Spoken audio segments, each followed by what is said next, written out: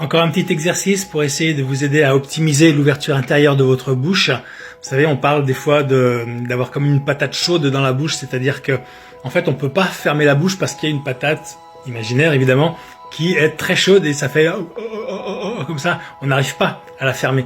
Donc là, l'idée, ça va être pareil et on va enchaîner des voyelles. Alors c'est un peu dans le sens de ce qu'on a déjà fait dans les vidéos précédentes, mais là, ce qu'on va faire, c'est enchaîner plusieurs voyelles.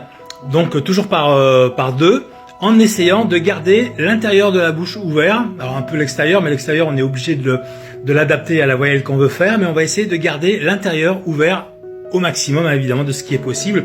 Donc par exemple, alors là on peut faire par exemple entre le I et le A, alors ça on l'avait déjà fait, on va faire I, A. Alors le A forcément lui il va être bien ouvert, mais le I au départ vous pouvez essayer de l'avoir déjà ouvert un maximum en pensant que vous allez faire le A derrière, donc ça va donner I. Alors vous voyez là si je fais I, alors le I c'est plus vraiment un I, donc vous partez quand même d'un I,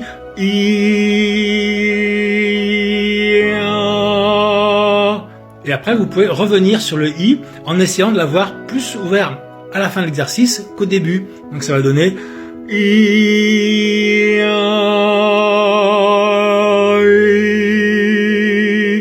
et vous pouvez faire la même chose, par exemple, avec un, je sais pas, alors on peut faire conjuguer plein de voyelles, évidemment. Elles ont toutes leur propre ouverture, donc je peux le faire, par exemple, avec le I et le E. Alors les deux, le E, il est aussi ouvert, mais il est aussi fermé, pardon. Le I est fermé, le E est fermé, mais moins.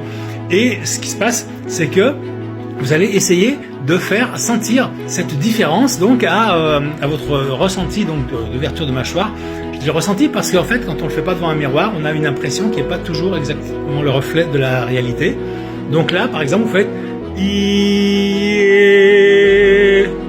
d'accord, et vous revenez I, en essayant d'avoir le I plus ouvert à la fin qu'au début.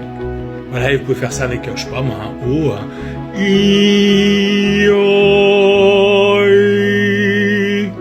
Et essayez de sentir, de ressentir la différence d'ouverture entre le début et la fin, entre les deux I, pour que vos I se rapprochent d'une manière générale de celui qui est à la fin de l'exercice plutôt qu'au début, et qui ait plus cette sensation d'écrasement, mais plutôt une sensation d'ouverture de son, de plénitude du son.